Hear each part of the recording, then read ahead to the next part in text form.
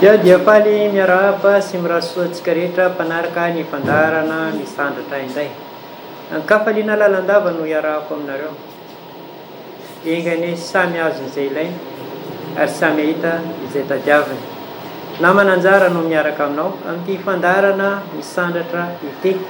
Izay iresahantsika andreo kasinga efatra. Iresahantsika ny fifandraisana eo amin'ny fiainantsika andavanandro, eo amin'ny fiarahamonina, eo amin'ny asa atao.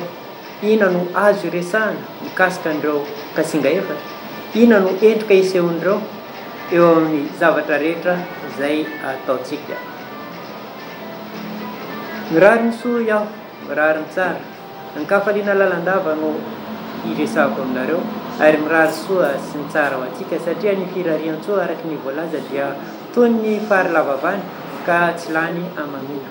Ka dia mirary ny soa sy mitsara amintsika rehetra ny fiainanay.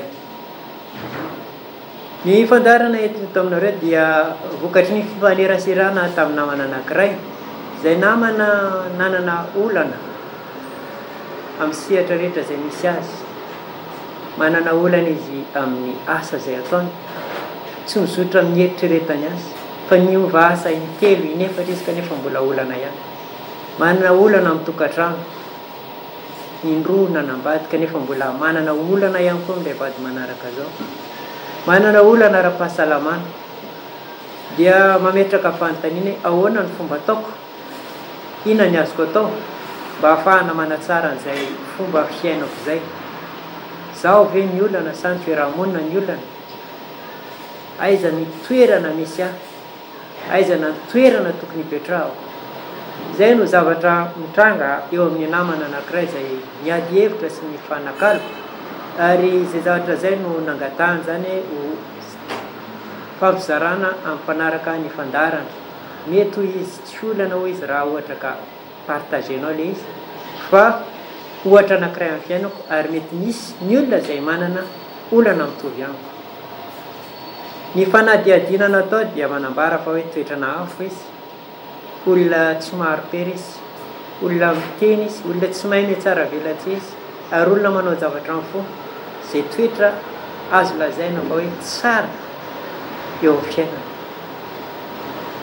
Tsy manao trosa fa izay zavatra mandalo ny saina, mandalo ny fony, mandalo ny zavatra rehetra ao aminy dia mivoaka avy hatrany. Izay zavatra izay nefa no inoko na tonga olana aminy, olana mandeha hatrany amin'ny farany, olona tsy mahay mivilivily.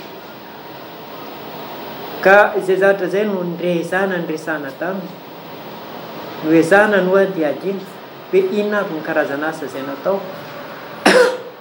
Ka izay ilay karazana asa izay dia nahitana fa hoe amin'ny sehatra rehetra izay misy azy dia mpitarika hatrany izy, sehatra rehetra izay misy azy dia mitondra hatrany izy.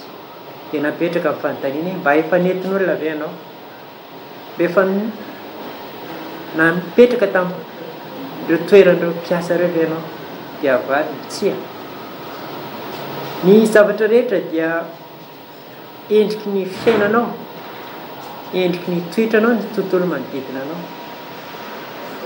Ary izay endrika miseho izay dia ianao ihany no afaka manamboatra azy. Ny fiainana dia toy ny fitaratra, ny fiainana rehetra dia toy ny fitaratra, ka izay zavatra hitanao amin'ny fitaratra dia hitanao amin'ny tenanao. Izay zavatra rehetra mitranga eo amin'ny tontolo manodidina anao dia izay no tontolo anatinao. Ka eto ilay namana dia manana olana amin'ny vady, izany hoe miendrika isehoany eo amin'ny tokantrano izay misy azy dia toetrany ara-pitiavana. Mba toy intelo ianao nisaraka, dika izay tsy misy fandeferana teo aminao fa ny hevitra ao ihany zany no mitranga. Tsy mihaino an'ilay olona ianao. Raha olona anankitelo nandalo tao dia tokony hisy ray amin'io zany mba tavela. Ary na dia efa nefany ary ilay mitranga zao dia mbola atahorana ho lasa ihany koa raha ohatra ka tsy tsapanao izay voalaza izay hoe fitaratra ny fitiavanao, fitaratra anao. Ny fisarahanao dia manambara fa manana toetra tsy mandefy ianao, manana toetra tsy maharitra ianao, manana toetra ny anao ihany ny marina.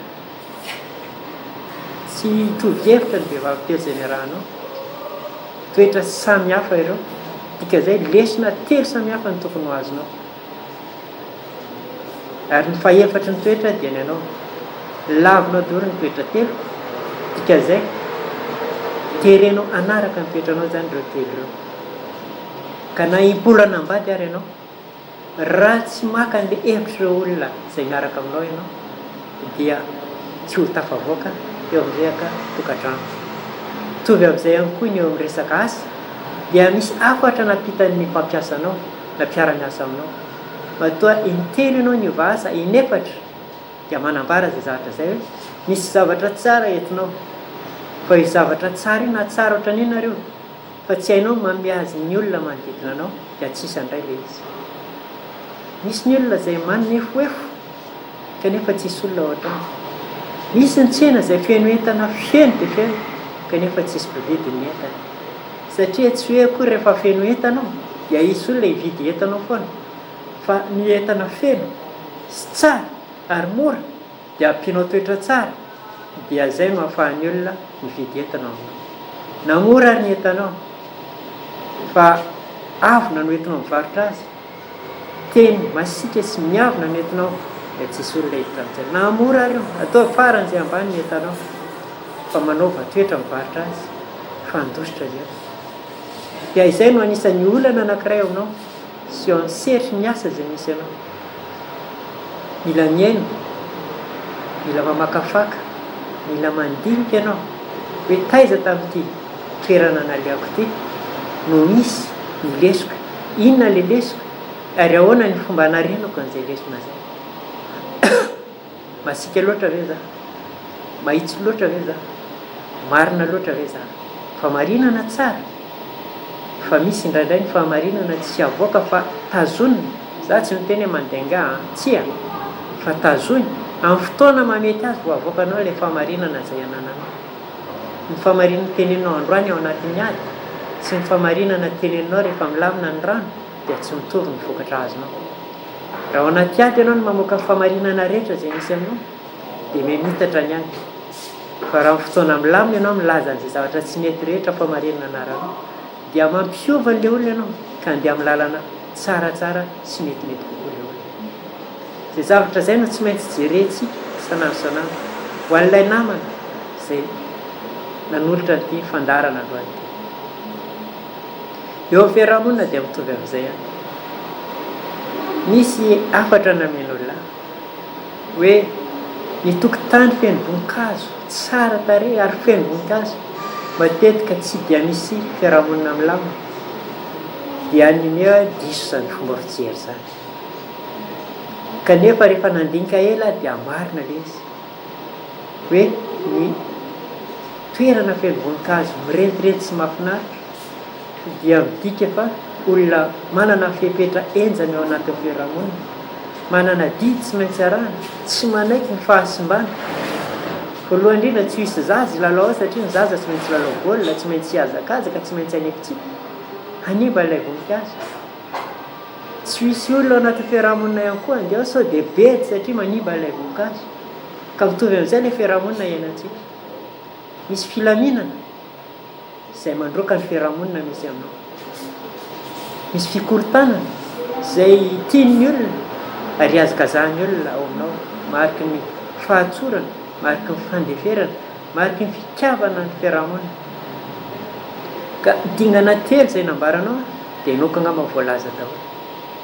Ny voalohany indrindra dia ny asa, dia vaovahantsika ny asa, ny eny mpiara-miasa vera. Faharoa ny tokantrano, ny fanerasera tamin'ireo vehivavy ireo ve ianao? Misy fifanakaloza-kevitra ve tao? Tsy hoe rehefa manam-bola, manana fahefana dia tsy maintsy teneninao ihany hoe ray mpianakavianao, fitatana an'ity fianakavianao ity dia tsy eny ny feon'ny zanako, tsy eny ny feon'ny vatiko, fa inoana daholo tsy any. Ary eo amin'ny fiarahamonina tsy hoe tsara tarehy ny lakoronao, misy voninkazo, misy gazon tsara tarehy, dia tsy azo lalaovana baolina, tsy azo lalaovana ankizy, tsy afaka ny fanerasera sy hipetraka eo ny fiarahamonina. Ka izay rehetra izay zany no lesona tokony hosoton'ny ity namana ity hoe misy fetrany ny lalàna, misy fetrany ny rafitra, misy fetrany ny fitiavana ny kanto sy ny tsara eo amin'izay zavatra ataontsika rehetra. Misy fetrany ny kanto sy ny tsara, mitady ny kanto sy ny tsara atsika, fa raha ny mba fiarahamonina dia tsy maintsy somary milefitra ihany. Misy ny olona tena hoe manara-penitra daholo ny asany rehetra, kanefa hita hoe mikaikay sy mandositra daholo ny mpiara-miasa aminy satria tsy maharaka n'ilay hazakazaka ataony. Na vita doctorat ve ianao dia tianao hanaraka doctorat ihany koa ny mpiara-miasa aminao, zay no masefo anao hoe doctorat ianao. Ka izay zavatra izay no mila tandremana. Tsy hoe ingénieur ianao na hoe mpamboly voninkazo matianina ianao dia tokony amboly voninkazo daholo ny olona rehetra ao an-tokotany. Tsia. Ka izay zavatra izay zany no entina hifampizarana sy hifanakalozana. Misy tsika tsirairay dia mety makisy tamin'ny fiainantsika tsirairay izay zavatra izay. Misy madama anankiray izay milamina dia milamina ny fandrinana isan'andro isan'andro. Ary taty afara no niteraka dia lasa mikorotana ilay fandrina. Dia tsy endra nandalo tany dia tena hoe tena mikorotan-tsaina ianao madama. Io ve mifandrinanao mikorotana io dia nome izy. Dia natory any lehilahy mifandrina be dia be. Dia hoy izy hoe za taloha izy no milamina be ohatran'io, fa rehefa nisy zanaka aho izy dia lasa mikorotana. Dia afatra be dia be izay mifandray amin'izay voalaza zay. Misy ny olona zany manan-janaka ary milamina lalandava ny tranony, tsy mipika ny vera, ny salon madio be, ny lakozina manara-penitra, ny ao amin'ny chambre à coucher tena tsisy ohatr'izany, mateona. Kanefa ny fiantraikany amin'ilay zaza dia loza, lasa zaza miafiafy, zaza tsy mahavita milaza ny ao anaty foly, zaza tsy afaka mivelatra. Rehefa tsy mivelatra izy ao anaty tranonao dia tsy hivelatra ihany koa izy any amin'ny tokotany izay iainany any, satria ianao reniny, ianao rainy, ianao zokiny manaka anazy tsy hivelatra. Ahoana moa ny hivelarany any am-pianarana, ahoana ny hivelarany any an-tokotany. Ary raha mivelatra any izy dia hanana toetra anankiroa, izay toetrany ao an-trano miafiafy sy toetrany any an-tokotany izay. Ary rehefa any an-tokantrano dia mety hanana an'izay toetra izay koa, hanana ny toetrany ao an-tokantrano ary hanana ny toetrany any amin'ny namany. Ary izay zavatra izay dia ampita amin'ny zanany ihany koa. Misy toetra nanany ao an-trano, misy toetra nanany. Izay ilay afatra avy amin'ilay hoe fitaratra ny fiainana, fitaratra ny fandriana izay natoriana, izay nilamina tany am-boalohany ary nikorotana aty afara. Fitaratra ilay tokantrano efa telo efatra, fitaratra ilay toeram-piasana miovaova lava, fitaratra ny toetranao, fitaratra ny fahitan'ny olona anao, fitaratra ilay zaridaina tsara tarehy kanefa tsisy olona makasary ao aminy. Ka izay zavatra izay no entina sy hifampizarana eto androany. Izay no tianambara sy tiana resahana kasika an'ilay namana izay tonga nilaza hoe inona ny vahaolana entiko mba ahafahako miala amin'izao tsy fitiavan'olona. Dia voalohany dia mihaino ary manatona ny olona akaiky. Mety tsy tianao ilay toetrany faharao. Faharoa, aza dia voafatotry ny zavatra ny anarana fa mifatora ny fiarahamonina. Fahatelo, mianara izay zavatra hitanao fa tsara amin'ny hafa. Dia izay rehetra izay jereo ny toetra hitanao fa nahasolafaka anao na lavaanao dia izao ialana. Sombitsombiny ihany nambarako fa mety misy hafa ankoatran'izay. Ny fomba fahitako iny fa fomba fahitan'ny hafa ny taro ihany koa mba ahafahanao manova azy mba ilay vady anananao zao dia ho vadinao mandrakizay. Ilay asa izay ataonao amin'izao dia mba ho asanao mandrakizay. Ilay tokotany izay misy aminao dia ho feno fiarahamonina, feno fankatiavana, feno fitiavana ny ambony indrindra. Ilay toerana fatorianao dia ho feno zaza hanakorotana azy sy tabataba ao aminy. Tsy hoe rehefa miteny papa dia mangingina, rehefa mijery chaîne papa hoe vaovao dia tsy mahazo mijery chaîne intsony ny olona rehetra manomboka maraina jusqu'ariva. Dia izay zany no afatra entiko amin'ny namany. Entiko antsika mpanaraka mifandarina ihany koa izay na voatsotohana na voadoana mety tsy tody amin'ny tany na tratrarina no ny toetra nanana. Izay ny mikasika an'iny fa eto montsika dia voy ny atao hoe traitement traditionnel amélioré, fomba fitsaboana ny enti-paharazana no atsara tsy fikotra amin'izay ratsy hotsika jany fa ny tsara dia voizy matoatsika tavita taty hatramin'izao tsy ringana tany amin'ny faharazana tany dia ny zavatra soa tany zany matory vahiny reto tonga ty mitrandraka hoe inona no soa amin'ny zavaboary misy eto amintsika dia mahasoa izy zany. Ny zavaboary rehetra dia misy fahasoavana daholo entiny ao aminy rehetra, ny tany zay tsahantsika misy fotsy izy io, misy manga izy io, misy maitso izy io, misy mena izy io dia ilaina daholo izy jiaby ireo zava-maniry rehetra manodidina atsika dia manana ny anjara toerany ao anatin'ny vatantsika io, misy sombitsombony fahasitranana hoentina atsika io, mety tsy azo hoanina izy fa mety mahasitrana ny hoditra, mety tsy azo atao amin'ny hoditra tsy azo hoanina izy fa mety fofony mety tondra fahasambarana ho atsika ka zay zavatra zay zany dia taratry ny zavatra ny ainana fahiny hoe inona zavatra ny ainan'ireo razam-betsika ireo dia tsy tonona avy anatin'izay fomba fiainan'izay ny zavatra iainantsika kehitriny ampitahaina ny misy taloha sy misy ankehitriny, firy misy fibrome taloha dia firy misy ankehitriny, firy ny tapaka lalan-drà taloha dia firy ny tapaka lalan-drà, firy natao césarienne taloha dia firy izy ankehitriny, firy ny maty tapiterana taloha dia firy izy ankehitriny. Misy zavatra lafiratsy ny any tamin'ny zavatra taloha fa eo zany tsika no tay aiza ny tsara ary aiza ny ratsy, mary ny tena fa betsaka ny maty apiterana fa eo misy zavatra tokony hatsarainao zany, inona ny tokony ianaran'ireo renin-jaza fahiny mba hampiainan'izay dia ohatran'izay le izy. Misy dingana telo lalandava no aheveriko eto foana mifandarantsika dia ny fisorohana, ny fiarovan-tena eo no sehatra voalohany indrindra ngeda be tokony hojerentsika eo amin'ny fomba fitsaboana ny enti-paharazana no hatsaraina, ny fisorohana hoe inona ny zavatra tokony hosorohantsika voalohany, ahoana ny misoroka an'izay le fatapahany lalan-drà izay somary mitombo ny isany ankehitriny, ny diabeta izay somary mitombo ihany koa ny isany taty afara taty raha ampitahaina tamin'ny enti-paharazana, ny césarienne sy ny sisa tsy voatanisa dia zay zavatra zay no hita sy taratra hoe ny fomba ny enti-paharazana fahiny dia ny fisorohana ny betsaka indrindra be dia be tena mibahan-toerana ny fisorohana eo amin'ny sakafo hoanina dia zay zavatra zay tokony hiainantsika amin'izao fotoana zay, ahoana ny fisorohana alohan'ny hidirany aretina zany dia efa fafana ny aretina, itsaky ny fandarana alefako dia manentana ny ireny lalandava satria ny ireny dia manana anjara toerana goavana eo amin'ny fiainantsika olombelona, eo amin'ny fiainan'ny mpianakaviana, eo amin'ny fiainan'ny mpiarahamonina, eo amin'ny firenena mihitsy. Ny zavatra azony ireny dia miampita amin'ny zanany, miampita amin'ny vadiny, miampita amin'ny namany ka mitodika manokana amin'ireny amin'izao fandarana zao hoe ny fisorohana ny voalohany indrindra no tadiavintsika. Ny fisorohana dia miankina amin'ny fihetsika, miankina amin'ny fiteny, miankina amin'ny fisakafoanana.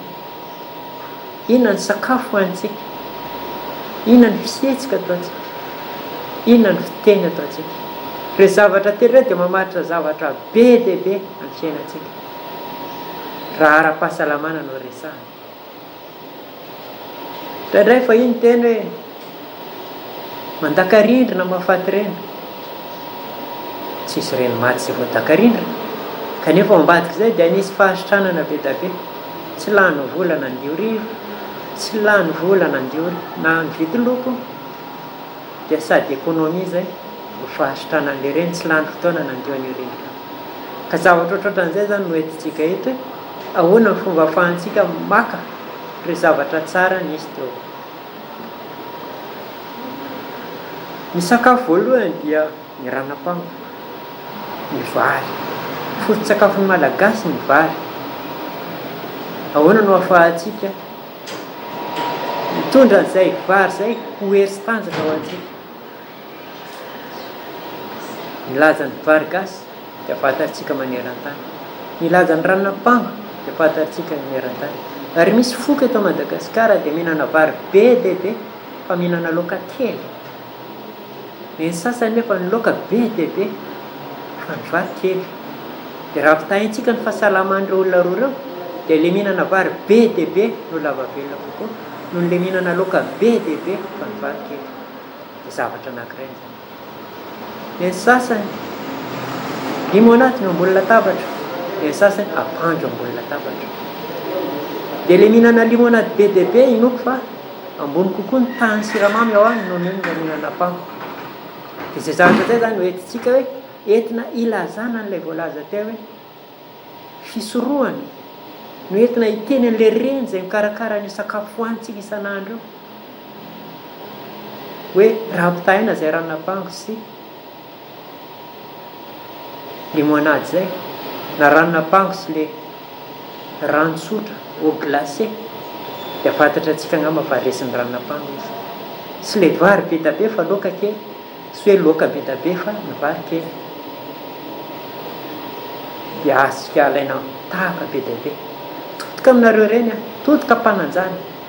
Fa nareo reny ny lakile ny fahasitranantsika. Nareo reny ny lakile ny fivoarana. Ka zay zany mifampizarako eto. Zay vao mitodika amin'ny vehivavy, zay vao mitodika amin'ny lehilahy. Ialana tsiny antsika lehilahy. Lehilahy tena kanefa any amin'ny fahatelo sika vao mitodika ary ao aorianantsika ao vao ny zanaka. Ny vola tanan-behivavy sy ny vola tanan-dehilahy tsy mitovy. Raha ny tanan-behivavy izy misy fiantraikany amin'ny zanany sy amin'ny vadiny, fa raha ny tanan-dehilahy izy ny atsasaka iny amin'ilay lehilahy fa ny atsasany any amin'ilay vadiny. Ka zay fotsiny dia efa manambara zavatra be dia be hitodiana any aminareo vehivavy, any aminareo reny. Ezahantsika ny fandaharana hitondra zavatra mivaingana eo amintsika mianakavy. Tondra fahasalamana voalohany. Dia raha voalohany fandaharana voalohany dia misy fiantraikany tsara eo amin'ny fifandraisana ara-piarahamonina. Ny dingana faharoa amin'ity fandaharantsika ity dia le misy fiantraikany tsara eo amin'ny fahasalamantsika. Misy fahasalamana mitombo bebe kokoa. Misy aretina miena bebe kokoa. Saina efa tsy handinika angamba vao tsy hatakatra an'ilay zavatra tianao teneneny eto ny ranon'ampango sy ny limonady, ny ranon'ampango mahasolo bebe kokoa. Ny rano mangatsiaka sy ny rano mafana mitondra fahasoavana bebe kokoa. Dia izay zavatra zay zany no voizina eto androany, mihinana vary be da be, mihinana misotro ranon'ampango. Raha pitaina ny laoka dia oka ny laoka kelikely kokoa noho ny vary, toy izay ny laoka be da be fa ny vary kelikely kokoa. Izay zavatra zay zany no ezahana ny voizina androany eo amin'ny resaka traitement traditionnel amin'ireo reny. Ny sasany zany dia mivoy ary mirehareha amin'ny fomba fitsaboana nentim-paharazana. Raha ny eny sinoa dia efa miliara ny vola azony, efa tena exporteny any andafy any ny fomba fitsaboana nentim-paharazana. Dia eto zany mivoy antsika malagasy any koa hoe sotony le tsara ao anatin'ilay fitsaboana nentim-paharazana. Voizo aza menamenatra amin'ilay tsara ny teneniko ka misy le nentim-paharazana aloha azo ekenako hoe voankazo anala iny, ajanona izay hitantsika fa mamono antsika sy mampiena ny herintsika ary manapotika ny fiarahamonina antsika. Fa manao ohatra ny sinoa exporteny anazy. Laza antsika malagasy tena ikoizana any andafy any amin'ny fahaizana ny ravin-kakazo. Fa mba le lafiny tsara no ho voizitsika sy reharehantsika any. Le ravin-kakazo malagasy tena mitondra fahasitrana, mitondra hery, mitondra tanjaka. Misy fazana andehananao aty tany Fianaratsoa. Misy voan-javatra kely anankiray no aniny. Fa niakatra ny tendrombohitra izy fa tsy reraka mihitsy. Fa niraisy ny anarany ary no adiadiany ary nanetiny tany amin'ny laboratoire ary lasa fanafody tsara pidilendra. Fa le nampalahelo le raha voan-javatra iny tsy nihitatra teo amin'ny fiarahamonina. Fa ny zanaka sy ny vady ary ny raitapo ihany na ende izy ary aza tenenina. Ka zay zany nijanona teo amin'ilay fiarahamonina teo ihany ilay fahasoavana iny voan-javatra kely izay tsy alalana reraka iny. Fa ny firenena dia nangay ahy, ary ny firenena hafa indray no nanan-karena sy nanambola tamin'izay ilay voan-javatra kely, voankazo kely izay nanala ny harerahana. Dia izay zavatra izay zany ho ezahantsika ho fafana, ho ezahantsika ho avoitra, ho ezahantsika ho hatsaraina, mba farafarasy ny mpianakaviana io namoaka an'ilay voankazo namidina mba nasoavana ny firenena sy zao tontolo izao. Mba izy nigoka an'ilay vola fa tsy ilay vahiny. Ilay vahiny natoriny an'ilay secret, fa ny mpiaramonina any tsy natoriny an'ilay secret. Izay toe-tsaina zay zany ho ezahantsika ho alana, ho ezahantsika vahana. Zay no hafatra tiako entina andrany, todika manokana ho antsika reny, todika ho antsika rehetra avadio hery sy tanjaka ilay fitsaboana nentim-paharazana no hatsaraina. Hatsara ao hatrany ilay izy, fa be dia be ny zavatra azo hanatsarana. Nitsindrona fanjaitra ny sinoany, nitsindrona tanana sinoa ilay ohatra tanana ane lasa tsindrona fanjaitra volamena, ary nitsindrona fanjaitra ane lasa hafanana ny apetrany, ary ilay hafanana efa lasa courant amin'izao fotoana izao, tsindrona courant indray. Avy any amin'ny ohatra tanana, lasa ohatra fanjaitra, lasa ohatra fanana, ary lasa ohatra courant. Izany hoe ilay nentim-paharazana iny no hatsarainy zareo hatramin'izao, ary fandromboan'ny Amerikanina sy ny Frantsay sy ny Eoropeana dia aingany izao fandaharantsika zao ho antsika nentim-paharazana. Dia izay no zavatra ho voizitsika mba ho reharehantsika isorana manokana, ary zao rehefa navita ny Omeo Pharma, ny Imra sy ny sisa, fa antsika rehetra zany dia aprisihana mba hanaradian'ireo zany mba ho reharehantsika ny fitsaboana nentim-paharazana hatsaraina. Afaka mandefa sosokevitra nareo, afaka mandefa hafatra nareo amin'ny alalan'ny laharan-tarity izay natao tao, sy amin'ny alalan'ny Facebook Sera Studio sy Koloaina. Ao anatin'ireo sehatra roa ireo ny ahafahantsika mifandray, Koloaina sy Sera Studio. Eto dia mametraka fisaorana ho an'ny radio Sisel, radio télé Sisel, izay mamela antsika hamela belatra hifanakalo. Eto ihany koa dia mametraka fisaorana ho an'ireo teknisianina be dia be izay mifanakalo hevitra, mifanakalo traikefa, ary efa toy ny mpirahalahy mihitsy. Fisaorana ihany koa tsika rehetra mpanaraka mifandaharana, izay niony eny an-dalana eny dia miteny tsy mazava ilay izy fa tsara hoe, efa manomboka mazava ilay izy, tena soa tokoa ilay izy. Dia isaoranareo satria tonga ty aminay ilay hafatra, na avanareo, na namana nareo, na olon-tsotra nareo dia voaray ilay hafatra, ary isaorana be dia be nareo. Ezahana ho tsaratsara kokoa ny vita, ary miantso antsika izay praticien rehetra hivondrona, fanatona saky ny sabotsy hariva ao amiko zany dia misy fotoana ionana ahafahana mijery ny lalana izorana na natsarana ny fandaharana, na ny zara-vintana zany, na ny Sera Studio.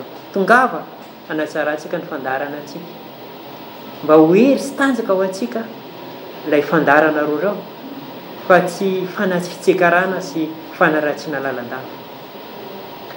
Isaorana ireo namana rehetra amin'ny Koloaina sy Sera Studio, fa matoa eto amin'izao fotoana izao dia noho nareo, noho ny namponareo, noho ny fanohananareo sy fandroanareo lalana, eto toko telo mahasa manandro ny mpijery, ianareo teknisianina ary ny Sera Studio sy ny tenako.